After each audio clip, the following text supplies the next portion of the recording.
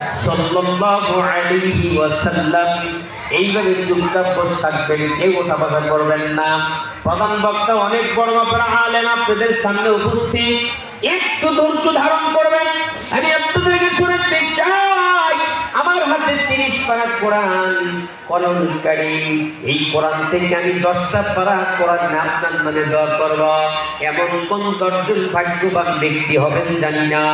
মা নাই, বাবা নাই, কবর জান্নাতের বাগান, মরে গেছে কবর জান্নাতের বাগান, বেঁচে আছে সুস্থতার জন্য দোয়া।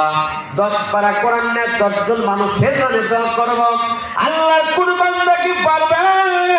ও বন্ধু, নুরানি মাদ্রাসার উন্নতি কল্পে মাহফিলের আয়োজনে প্রধান বক্তাকে কষ্ট দেওয়া যাবে না, কারণ এরা বড় মাপের আলেম, এরা পয়েন্ট করেন, কালেকশন করে সময় নষ্ট করবে না। মাঝখানে আমি আপনাদেরকে একটু কষ্ট দিব। 10 জন মানুষ কি পারবে?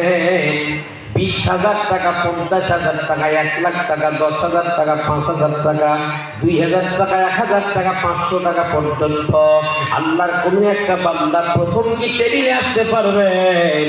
আমি একটু দোয়া করবো, আল্লাহ